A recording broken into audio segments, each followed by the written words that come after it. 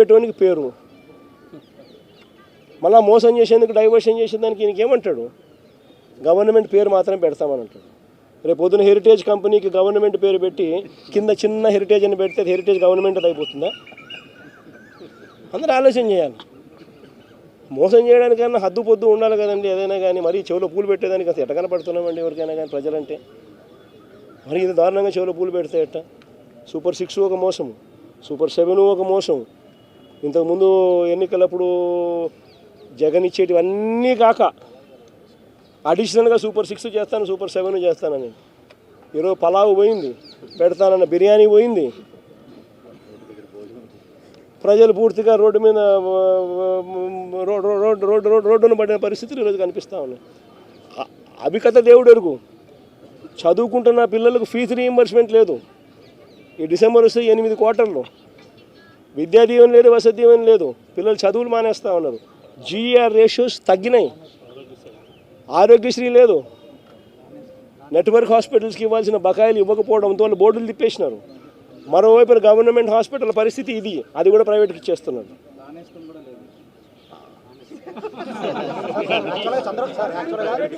చంద్రబాబు గారు ఒక మాట అన్నారు సార్, 500 కోట్లతో రిషికొండ ప్యాలెస్ కట్టారు, దాంట్లో 2 మెడికల్ కాలేజ్ కట్టారని చంద్రబాబు గారు ఆరోపణ చేశారు. రిషికొండలో నువ్వు చెప్పి హోటల్ రిసార్ట్ కార్యక్రమం ఏదైతే ఉందో 230 కోట్లు 240 కోట్లు అది ఈ పొద్దు విశాఖపట్నానికి నిజంగా ఆనిముత్యంగా ఉంది. అదే చంద్రబాబు నాయుడు యోగా కోసం, యోగా గుర్తుందా? యోగా అనేది గుర్తుందా? ఒక్కరోజు ప్రోగ్రాం యోగాకు ఖర్చు పెట్టింది ఎంత? 330 కోట్లు. 330 కోట్లు. కనీసం నేనన్నా 240 కోట్లు పెట్టి బ్రహ్మాండమైన బిల్డింగ్ కట్టి విశాఖపట్నానికి తలమానికంగా ఉంది ఆ బిల్డింగ్. ఈ పొద్దు కూడా పోయినాను అనుకో, ఆ బిల్డింగ్లోకి ఎవరైనా పోయి చూస్తే విశాఖపట్నం అంతా పోయిన టూరిస్ట్ ప్లేస్ కింద అది కనపడుతుంది. అటు పెద్ద పెద్ద వాళ్ళందరూ దాంట్లో వచ్చి నేను ఇప్పుడు గవర్నర్ గారు పోయినారు అనుకో, లేదా మోడీ గారు వచ్చినారు అనుకో, లేకపోతే ఎవడో పుతిన్ వచ్చినాడు అనుకో, లేదా రష్యన్ ప్రెసిడెంట్ పుతిన్ వచ్చినాడు అనుకో, ఎక్కడ పెడతారు? బ్రహ్మాండమైన రాజభవనం లాంటి బిల్డింగ్ అది. 230 కోట్లతో కట్టినందుకు మాన్యుమెంట్ అక్కడ తయారైంది. వేరే ఇక్కడ ఒకరోజు యోగా, ఒకరోజు 330 కోట్లు, 330 కోట్లు ఆవిరి. దాన్ని ఏమంటారు? స్కామ్ కాకపోతే అది నా మాటలకే ఖర్చు. పోయి ఆ మాటలకి ఎంత ఖర్చు పెట్టాను ఒకసారి మీకు అందరు కూడా ఏఐ ఉంది కదా, ఒకసారి అమెజాన్లో పోయి కొట్టండి ఒకసారి, మ్యాట్ ఖర్చు ఎంత అవుతుంది, వీళ్ళు ఎంత ప్రొక్యూర్ చేసినారని చెప్పి చూస్తే 50% తక్కువ ఉంటే నన్ను అడగండి. గవర్నర్ గారిని ఈరోజు కలిసి మెడికల్ కాలేజీల ప్రైవేటైజేషన్ విషయంగా చంద్రబాబు నాయుడు గారు చేస్తూ ఉన్న అన్యాయాన్ని గవర్నర్ గారి దృష్టికి తీసుకొని పోవడమే కాకుండా రాష్ట్ర ప్రజల ఆకాంక్షను కూడా గవర్నర్ గారికి అర్థమయ్యే విధంగా చెప్పడం జరిగింది. ఈరోజు నిజంగా ఒక చారిత్రాత్మక ఘట్టం. 1,04,11,136 సంతకాలు. I repeat that line again. 1,04,11,136 సంతకాలు.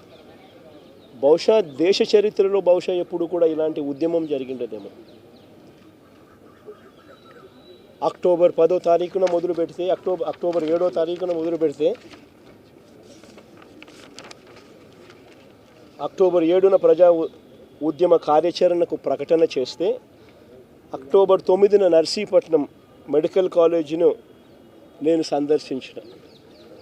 ఆ తర్వాత అక్టోబర్ 10 నుంచి డిసెంబర్ 10 దాకా ప్రతి గ్రామంలోనూ, ప్రతి పట్టణంలోనూ, ప్రతి వార్డులోనూ రచ్చబండ కార్యక్రమం ద్వారా ప్రజలకు మెడికల్ కాలేజీలు ప్రైవేటైజేషన్ వల్ల జరిగే నష్టాల మీద ప్రజలకు అవగాహన పెరిగేలా, అవగాహన వచ్చేలా ఒకవైపున ఎడ్యుకేట్ చేస్తూ, మరోవైపున వాళ్ళను కూడా ఉద్యమంలో భాగస్వాములను చేస్తూ వాళ్ళ సంతకాలను ద్వారా వాళ్ళ అభిప్రాయం, వాళ్ళు నిరసనను తెలియజేసే కార్యక్రమం మొదలైంది. అక్టోబర్ 10 నుంచి డిసెంబర్ 10 దాకా ప్రతి గ్రామంలోనూ, ప్రతి పట్టణంలోనూ, ప్రతి వార్డులోనూ ఈ రచ్చబండ కార్యక్రమం ద్వారా సంతకాల సేకరణ జరిగింది. నవంబర్ 12వ తారీఖున నియోజకవర్గ కేంద్రాలలో నిర్వహించిన భారీ ర్యాలీలు, తద్వారా నియోజకవర్గ స్థాయిలో ఇంకా ప్రజలను దీనిలో భాగంగా చైతన్యవంతులను చేస్తూ అడుగులు ముందుకు పడ్డాం. తర్వాత డిసెంబర్ నెల మళ్ళీ 10వ తారీఖున మళ్ళీ 175 నియోజకవర్గాల్లోనూ భారీగా ర్యాలీలతో సేకరించిన సంతకాలన్నింటినీ కూడా జిల్లా కేంద్రాలకు పంపించే కార్యక్రమానికి శ్రీకారం చుట్టడం జరిగింది. తర్వాత 15వ తారీఖున జిల్లా కేంద్రాలలో మళ్ళీ భారీ ర్యాలీలతో సేకరించిన సంతకాలను మళ్ళీ జిల్లా కేంద్రాల నుంచి ఇక్కడికి పంపించడం జరిగింది. ఈరోజు మళ్ళీ ఇక్కడి నుంచి గవర్నర్ గారి దగ్గరికి ఈ సంతకాలన్నీ కూడా తీసుకొచ్చి ప్రజల మనోభావాలను, ప్రజల నిరసనను ఆధారాలతో సహా గవర్నర్ గారికి చూపించి ఎక్స్ప్లెయిన్ చేయడం జరిగింది. ఈరోజు నేను మీ అందరి ద్వారా ఈ రాష్ట్ర ప్రభుత్వాన్ని గట్టిగా డిమాండ్ కూడా చేస్తా ఉన్నాను. అసలు ఒక మెడికల్ కాలేజ్ అన్నది అసలు అందరం కూడా రాష్ట్ర ప్రజలుగా ఉన్న ప్రతి ఒక్కళ్ళం కూడా అందరం కూడా ఆలోచన చేయాలి. మనం తీసుకునే నిర్ణయాలు భవిష్యత్ తరాలను మనం తీసుకునే నిర్ణయాల వల్ల భవిష్యత్ తరాలకు దాని మీద ఇంపాక్ట్ పడుతుంది. మనం తీసుకునే ప్రతి నిర్ణయం కూడా లీడర్లుగా మనం తీసుకునే ప్రతి నిర్ణయం కూడా ఆలోచన చేసి నిర్ణయం తీసుకోవాల్సిన అవసరం ఉన్న పరిస్థితి. అసలు ఒక రాష్ట్ర ప్రభుత్వము, మన రాష్ట్రమే కాదు దేశంలో ఎక్కడైనా తీసుకోండి, ఒక రాష్ట్ర ప్రభుత్వం అన్నది స్కూల్ ఎందుకు నడుపుతుంది? ఎప్పుడైనా మీకు ఎప్పుడైనా ఆలోచన తట్టిందా? ఆలోచన చేయమని అడుగుతా ఉన్నా ప్రతి ఒక్కరిని కూడా. రాష్ట్ర ప్రభుత్వాలు దేశంలో అన్ని చోట్ల కూడా ఎందుకు స్కూళ్ళు నడుపుతాయి? ఎందుకు రాష్ట్ర ప్రభుత్వాలు హాస్పిటల్ నడుపుతాయి? ఎందుకు ఆర్టీసీ బస్సులు నడుపుతాయి? ఎందుకు పోలీసులు రాష్ట్ర ప్రభుత్వం ఎందుకు నడుపుతుంది? ఎప్పుడైనా ఆలోచన చేశారా?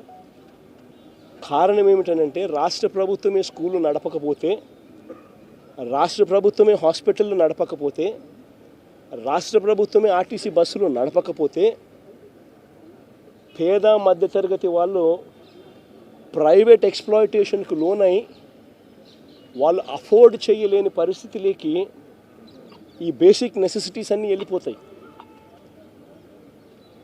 అందుకనే ఏ రాష్ట్ర ప్రభుత్వమైనా కూడా తమ వంతు బాధ్యతగా తీసుకొని ఇవన్నీ నడుపుతారు.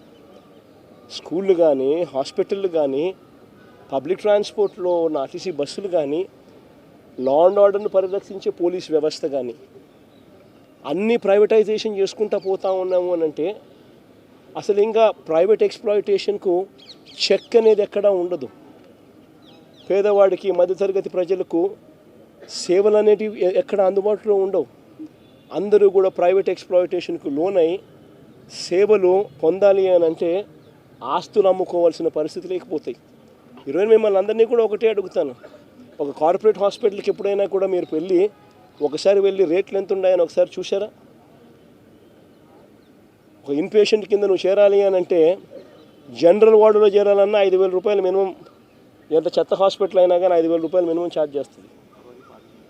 అదే నీకు సపరేట్ రూమ్ అనుకో, అదే నీకు కొంచెము ఒక ఫ్యానో గీనో ఉన్న సపరేట్ రూమ్ ఏదైనా ఒక ఫెసిలిటీ కొంచెం కొద్దో గొప్ప ఒక ఫెసిలిటీ ఉన్న రూమ్ ఏదైనా రూమ్ కావాలంటే అది 10,000 రూపాయలు మినిమం ఆ రూమ్.